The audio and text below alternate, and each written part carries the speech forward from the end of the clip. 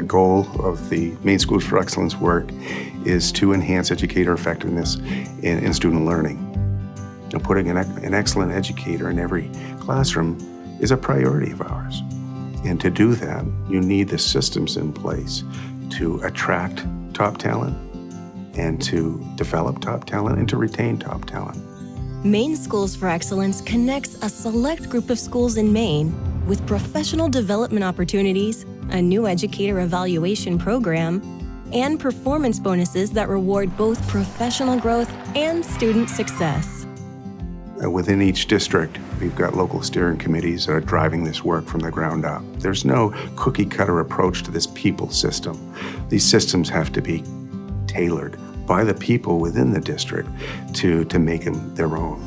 Maine schools have been able to fund this work in part through a series of federal Teacher Incentive Fund grants from the Department of Education, designed to help high-needs schools develop quality human capital management programs, including performance-based compensation that improve teaching and learning conditions and outcomes. Administrators and educators tend to operate on two different planes, and now they're both actually acknowledging each other as professionals with a common goal in mind with the students.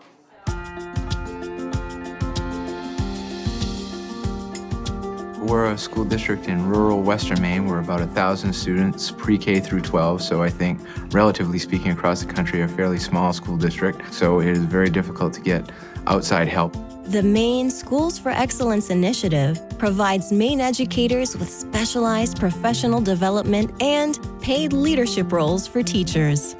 I took on the position of a facilitator, and a facilitator works and collaborates with other teachers to plan all of our professional development for the oncoming school year. Teachers in your building want to go to sometimes a teacher to learn, to talk with, to collaborate with, maybe before administration. It's an easier, open line of communication. And one of the things that we have really benefited from is developing this cadre of teacher leaders that have been able to help us grow from the inside out. What in that lesson did you feel went well? I heard a lot of good math discourse. They were able to explain their thinking. I got the opportunity to become the educator effectiveness coach in our district. I am full-time. I work grades K through 12. I'm in all 4 of our buildings. We have 2 elementary schools, 1 middle school, 1 high school. And the wonderful part about my position is I get to see everybody teach. So if there's a teacher who's really strong in one area, I can go into another classroom and say to that teacher, you should go down the hall and see what's going on in there because they're doing what you want to do. And there's nobody else in the district that can do that.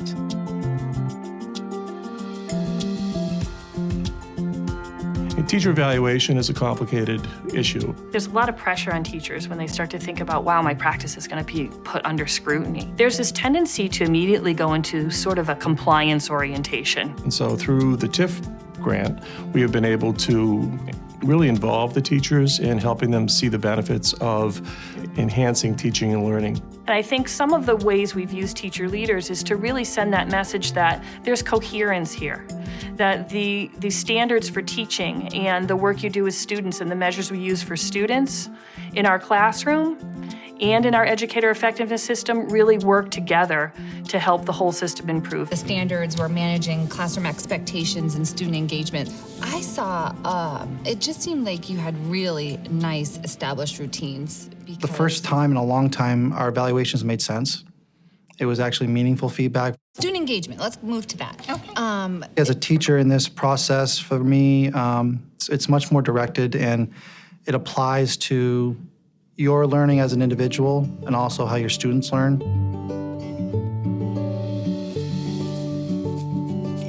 The ownership at the teacher level is what has been the most successful part of this grant. When you set yourself a professional goal for the year, you then have ownership over this is what my goal is, this is what's important for me, and this is how it will affect and drive my students' learning. So that you have that ownership over, you have to be responsible for your own professional development. So you find literature, you research, you collaborate with professionals so that you have that ownership over knowing that if this is my goal, how will I get to that by the end of this year, and how will that positively impact the student learning goals for my students in my classroom. It's given teachers the opportunity to have their voices heard and really become leaders in all aspects of their teaching, not just in their classroom with their kids, but with their peers and with the district as a whole. We're getting people to collaborate across districts. We started with 40 teacher leaders who stepped up. Now we've got over 250 teacher leaders. The teacher-driven approach has incentivized positive learning environments across Maine and led to real results for students. Our student growth at the pre-K through 8 level is stronger now than it ever has been, and our SATs have shown a steady increase over the past 5 years as well. I attribute that directly to the work of the TIF grant. I've actually been in this school district as an administrator for 33 years, so I've had a chance to see a lot of different things kind of come and go. The TIF grant has really been, without question in my mind, the most significant educational opportunity that we've been able to have.